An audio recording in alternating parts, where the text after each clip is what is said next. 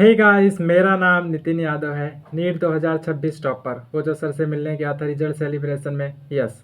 तो आज मैं बताने वाला हूँ कि फिजिक्स में मैंने कौन से रिसोर्सेस मटेरियल्स यूज की और मेरा फिजिक्स का क्या जर्नी रहा शॉर्ट में, वो मैं शेयर करना चाहता हूँ।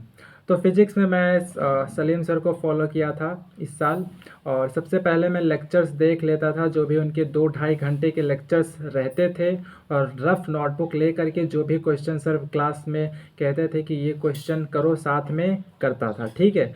तो लेक्चर लेने के बाद, क्वेश्चन सॉल्व करने के बाद, मैं रिकॉर्डेड ही लेक्चर देखता था, लाइव नहीं देखता था। ठीक है। उसके बाद मैं जो है आधा 1 घंटे में फिर मैं शांति से पीडीएफ खोल के नोट्स बनाता था। नोट्स में मैं मेनली क्या लिखता था, जो भी सर के मतलब बेसिक कंसेप्ट थ्योरी जो रहते थे, जो शॉर्ट ट्रिक्स रहते थे, और उसके बाद कुछ सिलेक्टेड क्वेश्चंस मीन्स ऐसा नहीं कि सेम टॉपिक या सेम थ्योरी पर बेस्ड मल्टीपल क्वेश्चन नहीं, सिलेक्टेड जो कि अच्छे क्वेश्चन हो या फिर जिससे कि रिवीजन टाइम में हेल्प हो। ठीक है, ये करता था। तो लेक्चर देखने का काम, नोट्स बनाने का काम मैं दोनों साथ में ही कर लेता था। उसके बाद मैं 5-10-15 मिनट का ब्रेक लेकर के कोई और सब्जेक्ट जो है करने लगता था। ठीक है। उसके बाद मैं क्या करता था, शाम को या फिर सुबह मतलब केपीपी करता था, कट्टर practice seat given by Salim sir, जिसमें से कि सिलेक्टेड क्वेश्चंस रहते थे सलीम सर के। ठीक है। वो पीडीएफ या फिर मैं प्रिंट करा करके क्वेश्चन जो है सॉल्व कर लेता था। उसके बाद जो क्वेश्चन मुझसे नहीं बनते थे, उनका मैं सलीम सर द्वारा दिया गया वीडियो सॉल्यूशन देखता था, जिससे कि अच्छे से जो है वो सॉल्यूशन का डाउट मेरा क्लियर हो जाता था। ठीक है। ठीक है। उसके बाद मैं क्या करता था फिजिक्स में, इतना करने के बाद इसे में काफ़ी टाइम चला जाता था। फिर मैं चैप्टर के एंड होते होते या फिर साथ में पीवाईक्यू शुरू कर देता था, या फिर कह लो चैप्टर के बाद में मैं नीट का पीवाईक्यू उस चैप्टर का जो है करता था। पीवाईक्यू वैसे इजी ही रहते थे, क्योंकि मोस्ट ऑफ ईयर में पिछले साल मतलब इसके पहले इजी क्वेश्चन ही रहे थे, खाली बीच बीच में किसी ईयर में टफ थे। ठीक है। तो नीट का पीवाईक्यू करने के बाद मैं जेडब्ल्यू का पीवाईक्यू भी करता था, मतलब 2-3 साल का तो कम से कम किया ही हूँ, और कुछ कुछ चैप्टर के 4-5 साल के भी किया हूँ। ठीक है। अब ये जेडब्ल्यू का पीवाईक्यू मैं कब किया हूँ, तो ये मैं चैप्टर ख़त्म होने के बाद ही करता था, 2-4 दिन बाद, या मतलब थोड़ा डिले चलता था क्योंकि टाइम लग जाता था ज़्यादा। ठीक है। और इसका मैं क्या करता था कि एडोनिटी करके एक टीचर है, वो सारे जेडब्ल्यू के चैप्टर वाइज, ठीक है, टॉपिक चैप्टर वाइज जो है देते हैं, उनके पीडीएफ से मैं जाकर के करता था और वीडियो सॉल्यूशन देखता था उनका सभी क्वेश्चन का, जो मुझे मतलब डाउट रहता था या फिर मैं नहीं कर पाता था।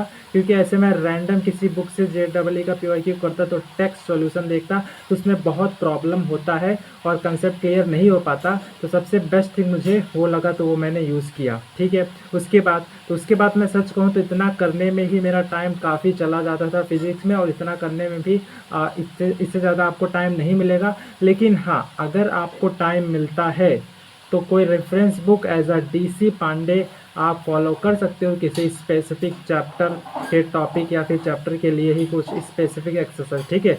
मेरा क्या था, मेरा तो मेनली सर के क्लास नोट्स थे, उसके बाद उनका दिया हुआ केपीपी था, नीट का पीवाईक्यू था, जेडब्ल्यू का पीवाईक्यू था। इससे बाहर मैं नहीं चाहता था। हाँ, कभी कभी अगर मन करता था तो डीपीपी या फिर जो है मॉड्यूल, लेकिन मॉड्यूल में नहीं फॉलो किया हूँ क्योंकि टाइम ही नहीं मिलता था।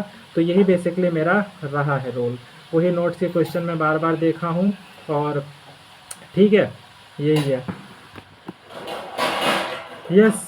शुरू शुरू में फिजिक्स में क्वेश्चन नहीं बनते थे, काफ़ी दिक्कतें होती थी, लेकिन धीरे धीरे टाइम के साथ सॉल्व करते करते कंसेप्ट क्लियर होते जाते हैं, वही क्वेश्चन रिपीट होते जाते हैं और आपके मार्क्स आने लगते हैं। और मैं टेस्ट भी देता था। और हाँ, एक सबसे ज़रूरी चीज़ जो कि रह गया वो ये है कि चैप्टर कंप्लीट होने के बाद 1 या 2 दिन के बीच में, ठीक है, मैं क्या करता था कि उस चैप्टर का पूरा पीडीएफ ले लो और नोट्स ले लो, साथ में दोनों ले करके मैं क्या करता था कि शॉर्ट नोट बनाता था, मतलब फॉर्मूला सीट 2 से 4 पेजों के बीच में वेरी करता था, जिसमें कि मतलब सारा ही कंसेप्ट, सारा ही थ्योरी नहीं लिखता था, मतलब ज़रूरी कंसेप्ट, थ्योरीज और शॉर्टकट जो कि सर, और उसके बाद सारे जितने भी फॉर्मूले थे जो कि ज़रूरी थे, ठीक है, वो मैं सारे लिखता था, क्योंकि वही चीज़ था जो कि टेस्ट के पहले या फिर कह लो नीट के पहले बहुत ज़्यादा इम्पॉर्टेंट में यूज़ हुआ।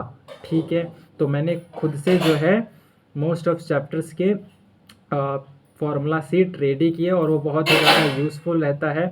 इसके अलावा मैंने MR सर का मेड इजी, उसमें अच्छे से फार्मूला पूरा उसे भी मैंने काफ़ी ज़्यादा यूज किया है, तो आप रेफरेंस के लिए फॉर फार्मूला उसे आप यूज कर सकते हो।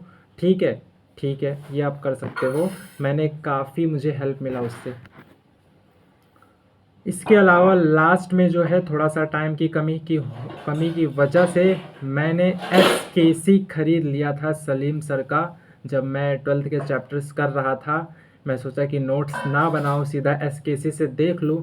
लेकिन बात यह है कि जब आप नोट्स बनाते हो तो आपके माइंड में डायरेक्ट वो चीज़ें जाती हैं और अच्छे से जमती है लॉन्ग टर्म के लिए। वो टॉपिक, वो चैप्टर अच्छे से रिवाइज हो जाता है। तो मैं यही प्रेफर करूँगा कि आप सारे ही चैप्टर्स के भले ही कम कम लिखो, लेकिन नोट्स ज़रूर बनाओ। SKC लो ना लो वो सेकंड चीज़ है, मैं SKC भी यूज़ करता था, नोट्स भी यूज़ करता था। ठीक है, और फार्मूला शीट तो कंपलसरी आप बनाओ ही बनाओ। ठीक है, तो यही है। और अपने में नोट्स, फार्मूला शीट जो भी है, अगर आप कहते हो तो मैं नेक्स्ट वीडियो में ज़रूर दिखाऊंगा, छोटा सा वीडियो बना करके।